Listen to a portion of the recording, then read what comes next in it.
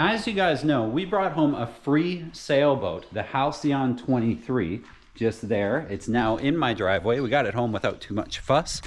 I towed it with my truck, and while it's an older trailer, it worked just fine. I towed it pretty slowly. But one of the first things we want to do when we get a free boat is assess the bones of the boat, the keel, the hull, the deck core, the rigging, the mast. It does have a mast. Some of you guys asked. It's just behind my house, so it's there, it's intact. We have all the sails, but there's some things we need to do as sort of step one, and that's assess the bones of the boat before one of you guys were to bring a free boat home. We did it because we're going to make videos with it, so whether the boat was good or not, it made sense to take it. It was free. But we're going to go ahead and we're going to assess the coring in the deck. That's going to be today's task. And what I like to do when I do core work is I'll go to the boat in question and I'll bring several plastic banging tools. So I have a plastic tip screwdriver and I have my plastic hammer. I also like to grab a roll of green painter's tape so I can put a little sticky bit of tape wherever I find a soft spot. The first thing I do is walk the deck with no shoes on, dig my heels in to find any soft spots underfoot, and then I attack them with the plastic banging tools. Now, should we have a moisture meter? Maybe.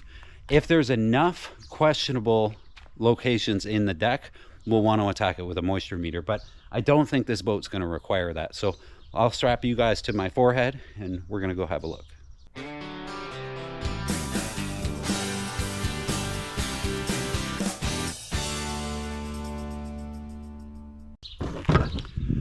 Okay, let's go attack this boat.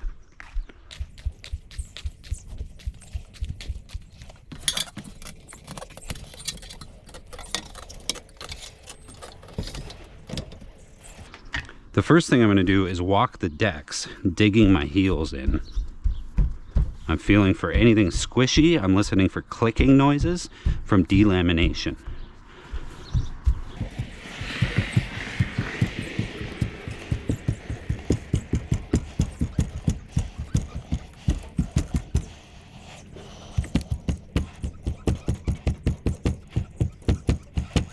Okay, I am hearing a couple soft spots. I'm just going to take our screwdriver.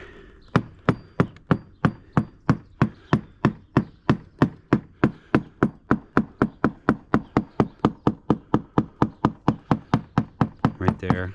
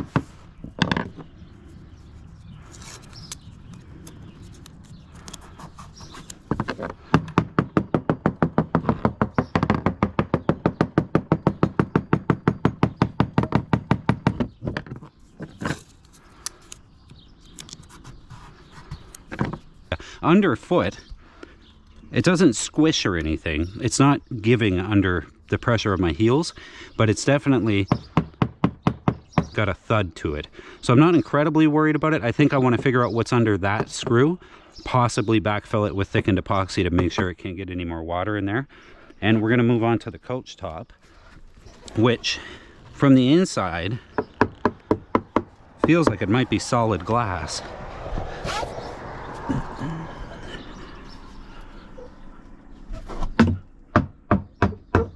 Yeah, it is. I think it's solid glass.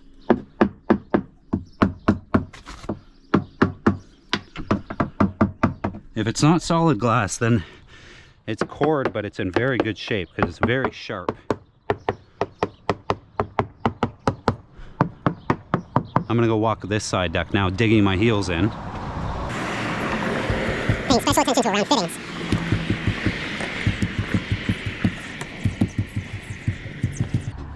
Nothing squishy at all. No clicking, no delamination.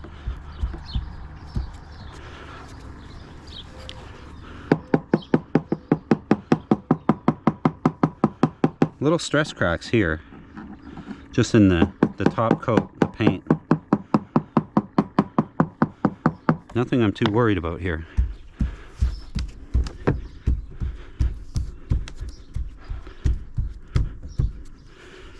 We have some paint flaking in here, but I think the paint just didn't cure to the round right there, but it's not soft. Let's keep going.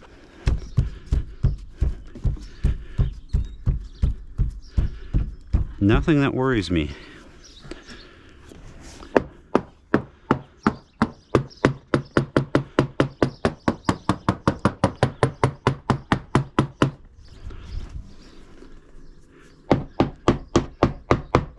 I wouldn't be surprised if there's no core in here at all.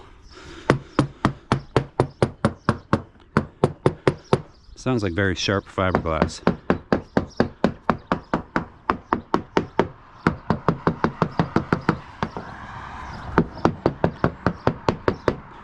So a couple spots we want to worry about are just up at the bow. Even when I bounce on the side decks, there's no squishy feeling. It all feels very, very solid underfoot. Let's check around this mast step. So absolutely rock solid.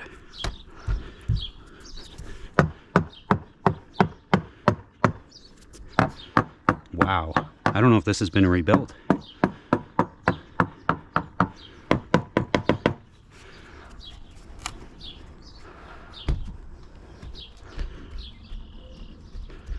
There's a little give in the coach top, but it may just be the design of the coach top.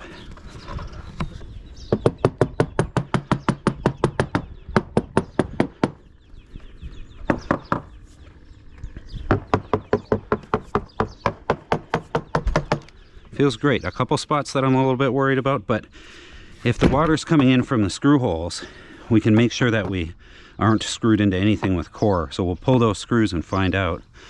We may have to just take the bow rail off to find out what's going on. I don't know that we're going to be able to bend these tangs. But I think overall, bones-wise, the deck core is in great shape. You guys may remember there was some water in this boat, and since I brought it home, it's been sitting a little bit, and there's definitely a good amount of water. I got the water out once. That bilge pump fired up right when I first got the boat home. There's a battery over here, and I just wired the bilge pump straight to the battery, and it was able to evacuate the water. Now though, the bilge pump will not fire at all. So I think the bilge pump is dead, but luckily we have a new bilge pump. So let's go get that and see if we can't make short work of the water in this boat. The bilge line comes under the floor and it was broken inside. So I just pointed it out, this scupper, which does evacuate overboard. So we're able to use the bilge pump in that fashion before we actually install one properly. Okay, we have a new bilge pump. I usually use Rule pumps almost exclusively, but this Johnson pump, I like the way this looks. I think that it looks like the better build quality than the Johnson pumps I'm used to using. I also got some bilge pump hose for it, non-corrugated, because this stuff flows better than that corrugated black stuff. And we're gonna go see about maybe having enough parts here to evacuate that bilge. Now, you guys had some cool ideas for this boat in the comments last time, and from things like, you know, put an electric motor in it, or just completely refit it and leave it original. And I have some ideas too. And I think it has a lot of charm the way it is.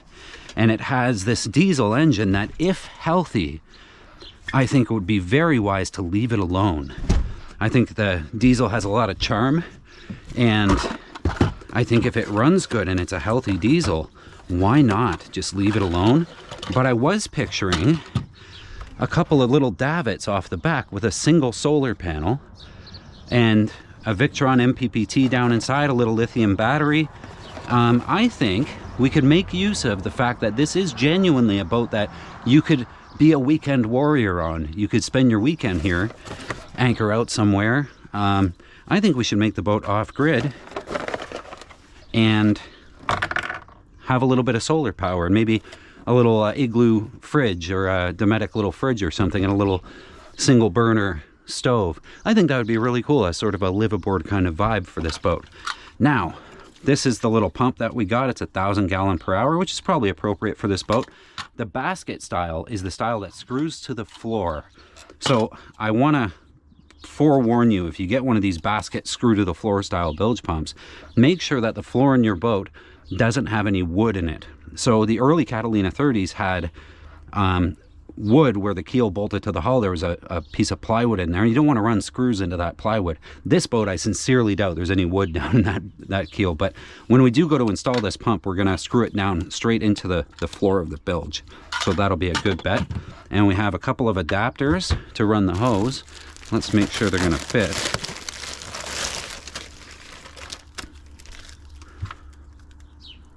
Yeah, that looks great.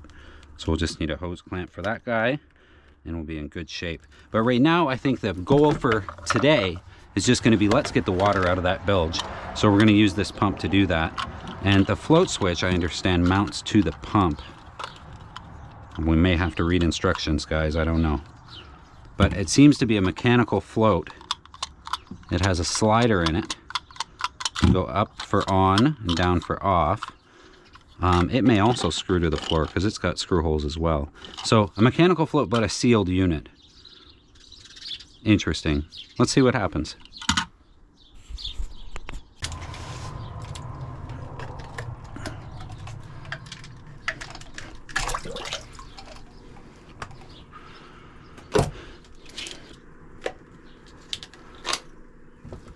So interesting thing about this is the pump, but the housing seems to almost be modular. So if we ever need to clean it, we don't have to mess around with the basket. We can actually just take the pump out the top of the basket and clean things. The impeller, very cool. The roll pumps don't do that. There, it's locked back in. So we're not going to mount it right at this moment. What we're going to do is just use it to get this water out of the boat and see how it does. So I'm going to plug it into the old discharge hose just as a temporary. There we go. And we're going to put it down there in the scummy water. And we just need to run it power. And as I said, this boat has a battery. I don't know if you guys will be able to see it, but it's down there. I'm going to go open the hatch so we get some light in there. The beauty of a small boat, I can reach everything. Okay, now we have positive and negative. We're going to ignore the float switch for now. I just want the positive and negative from the bilge pump. And they might reach without having to extend them.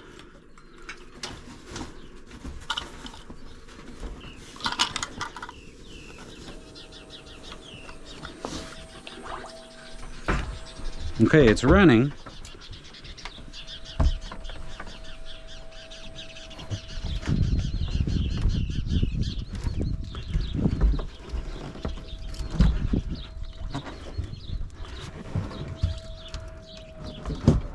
Oh, there it goes. Just in time, guys. Woo! That's got some good flow to it. Very strong. Ooh, very fast.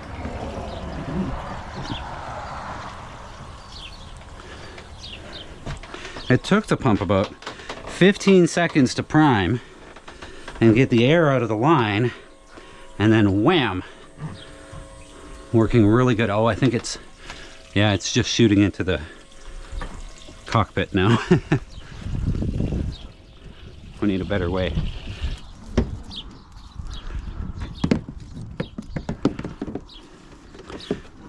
I don't know how much head this bilge pump is rated for. Head means how high it can pump from the level of the water. But hopefully it'll be able to climb over the height of the boat. Oh, that might be enough. Okay. Let's send it down that way.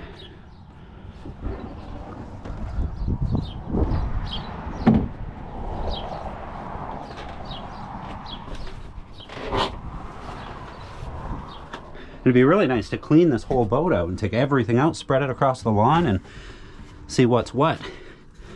But I think we got a little bit of work before that day comes.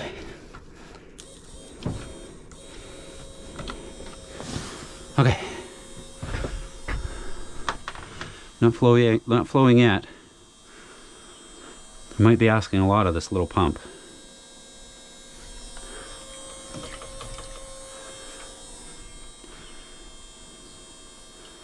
Oh, there it goes. I think it's going. Oh, it is. I can hear it.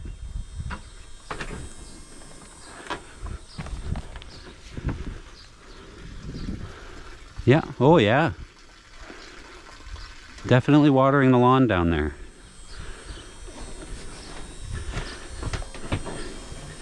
It's hard to imagine how much water there is actually in a boat until you start trying to pump it out.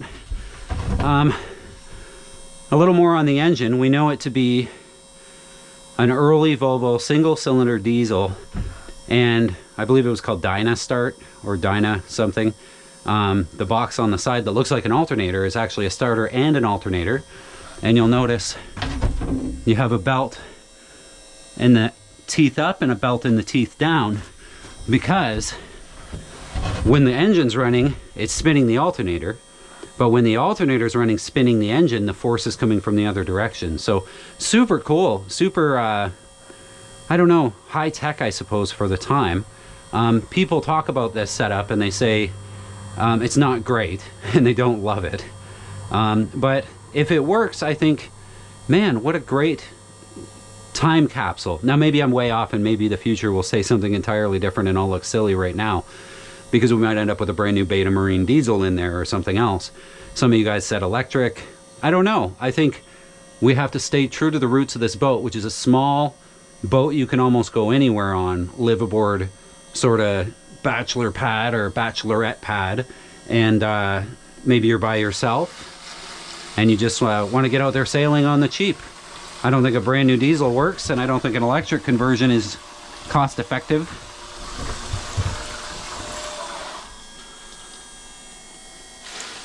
Ooh, we might be running out of water. It'd also be nice if we could have a dry bilge. I'd love to do one of those dry bilge systems with the sponge and the little pump that constantly keeps pressure on it. I think that would be super cool. I think we have a leak down there in our bilge pump hose. Good thing we're putting a new one in. We also have water either side of the stringers, which is kind of annoying. But as long as this is done, we'll be able to clean this up, get a shop vac in here, and get it nice and tidy. And then install this bilge pump properly by screwing it to the floor. Get rid of this old float switch that may or may not work. Very nice. I'd love to hear from you guys on what you think so far about this Halcyon 23. We did an episode about the lineage of the boat that you can see on the Practical Sailor channel. But what do you think we should do with the boat? What direction should we take it? Keep in mind, we're not keeping this boat. We're going to donate it to a sailing school, or maybe raffle it off. We'll come up with something, but we're not trying to profit from it. We're just using it to make some videos and show new boat owners how to handle a boat like this that's in not the greatest shape. So leave some comments. Let us know. What should we do with the boat? What's the long-range plan? What do you see happening? And suggestions. Love to hear from you guys. Please also like this video and hit subscribe so I can see you again next time.